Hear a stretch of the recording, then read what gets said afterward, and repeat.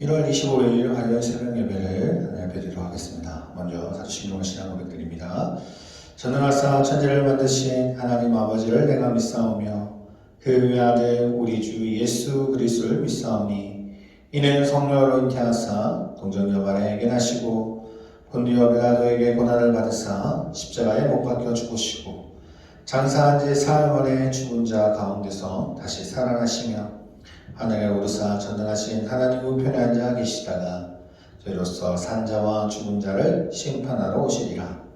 성령을 믿사오며 거룩한 공예와 성도와 서로 통하는 것과 죄를 사하여 주시는 것과 몸이 다시 사는 것과 영원히 사는 것을 믿사옵나이다. 아멘.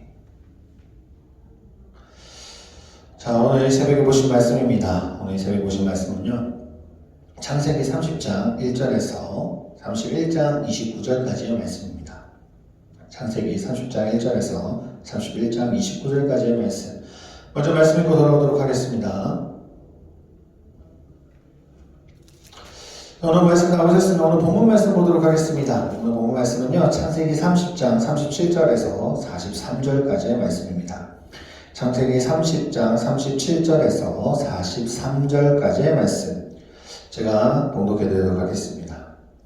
야곱이 버드나무와 살구나무와 신풍나무의 푸른 가지를 가져다가 그것들의 껍질을 벗겨 흰 무늬를 내고 그 껍질 벗긴 가지를 양떼가 와서 먹는 개천의 물 구유에 세워 양떼를 향하게 하매 그 떼가 물을 먹으러 올 때에 새끼를 베니 가지 앞에서 새끼를 뱀으로 얼룩얼룩한 것과 점이 있고 아름진 것을 낳은지라.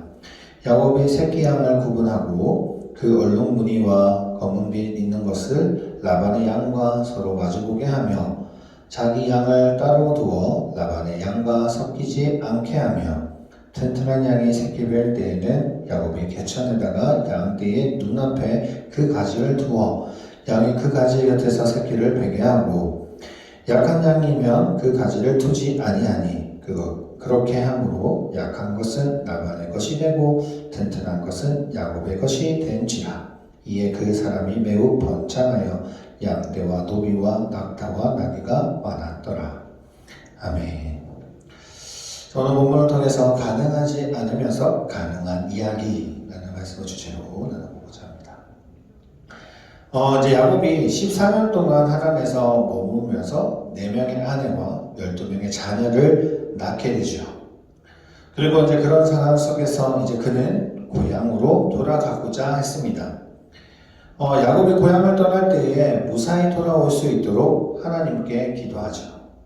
그 기도 응답과 하나님의 뜻과 계획을 위해서 야곱의 마음에 고향에 돌아가고자 하는 그 마음을 하나님께서 주신 겁니다. 왜 하나님께서 주셨냐라고 한다면 아직까지 야곱에게는 두려움이 있는 거죠. 왜냐하면 아버지, 그러니까 즉 이삭의 축복을 에서에게서 빼앗아 왔기 때문에 자신이 다시 고향으로 돌아가게 됐을 때 에서에게 죽을지도 모르는 두려움이 있습니다. 나중에 말씀을 보면 그 두려움이 담겨져 있어요. 그 야곱의 그 대화 속에서 나오는 하나님 말씀 속에 나오는 그 감정들을 보면. 그렇기 때문에 두려웠기 때문에 사실 돌아가는 것이 쉽지가 않았을 겁니다. 그럼에도 불구하고 하나님께서 돌아갈 수 있는 마음을 주셨다라는 거죠. 그래서 이제 돌아갈 마음이 생기고 그것에 대해서 계획을 하게 됩니다. 하나님은 하나님의 뜻과 계획을 우리의 마음에게 주십니다. 똑같이 우리에게도 주시죠.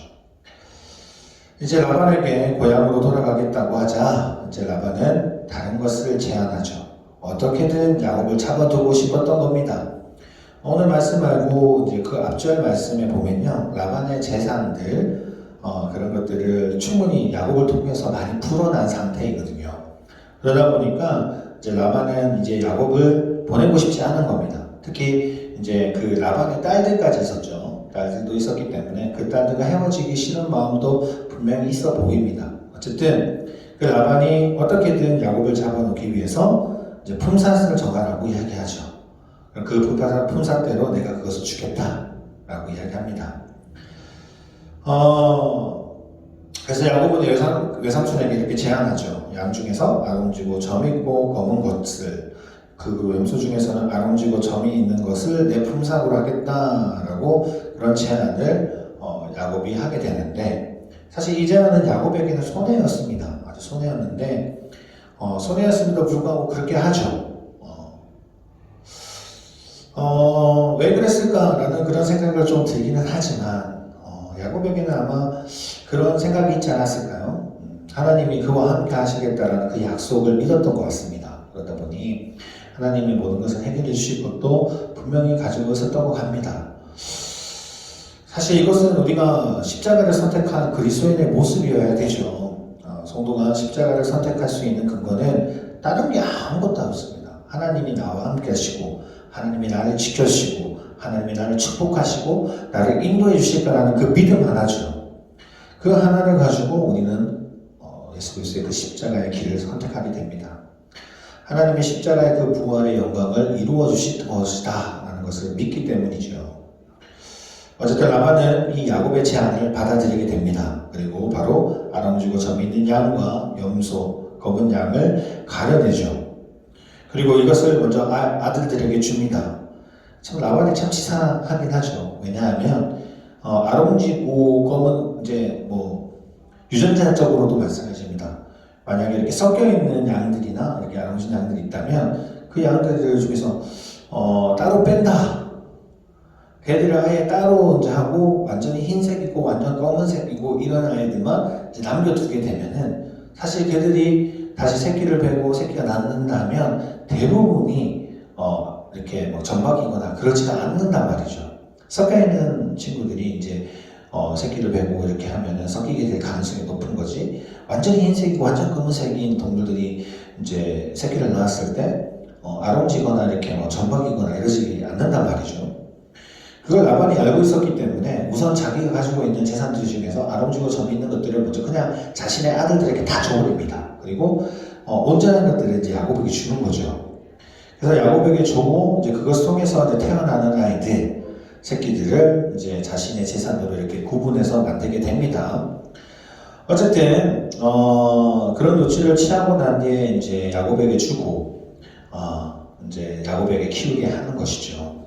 사람들의 욕심은 끝이 없는 것 같습니다. 지금 야곱을 통해서 엄청 재산이 많이 불어나 있는 상태입니다. 라반에게 있어서.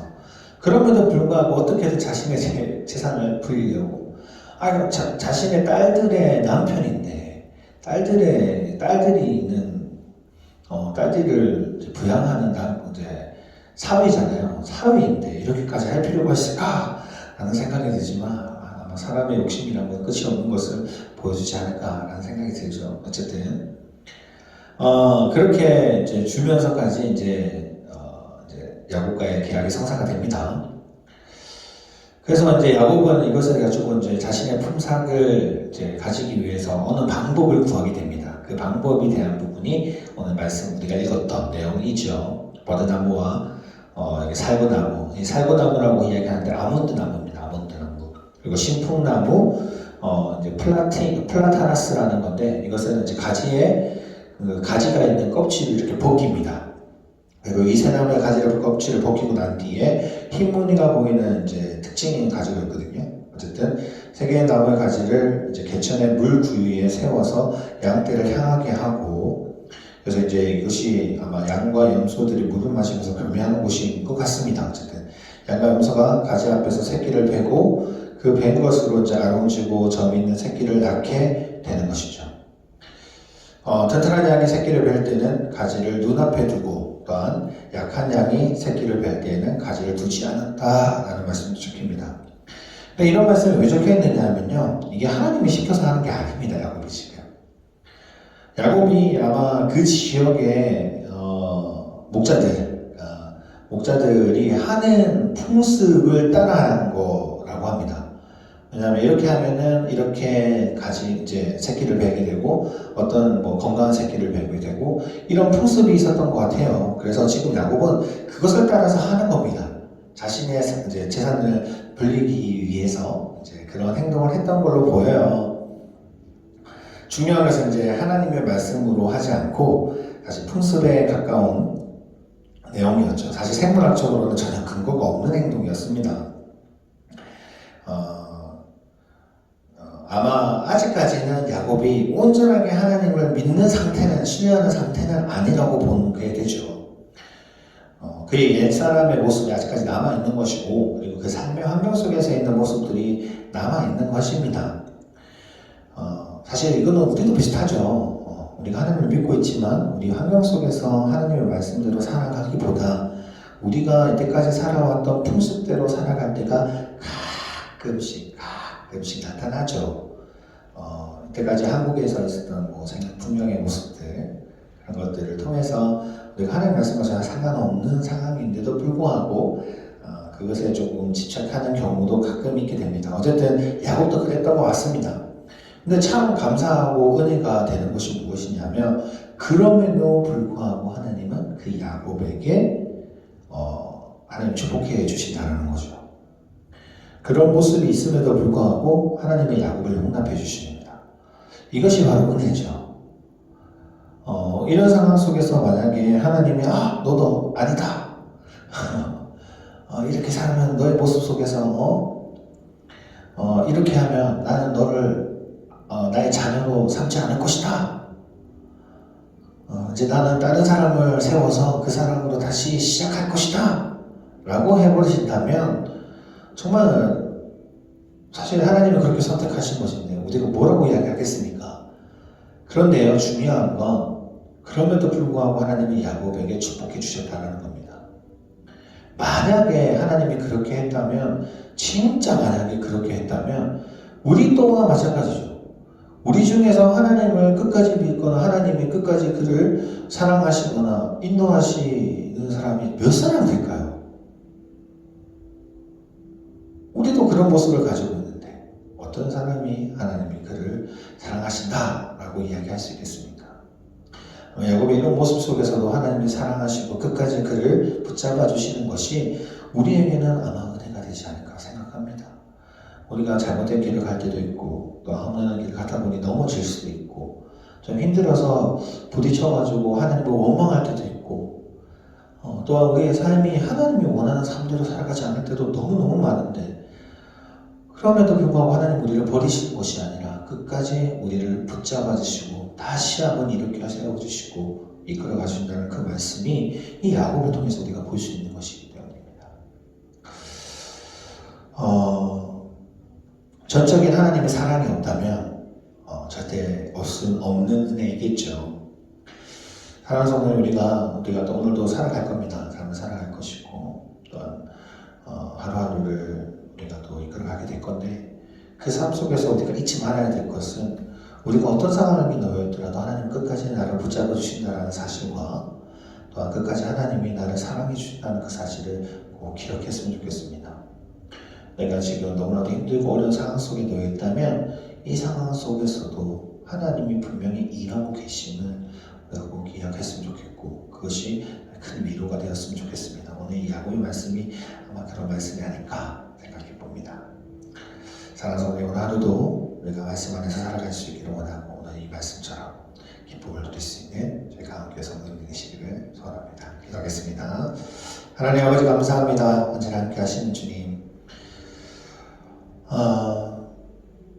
야곱을 사랑하셨던 그 하나님의 모습, 그리고 야곱을 끝까지 지켜주시고 그를 하나님이 일꾼으로도 사랑하셨고, 또한 그를 통해서 그 언약이 성취되어가는 모습들 우리가 바라봅니다.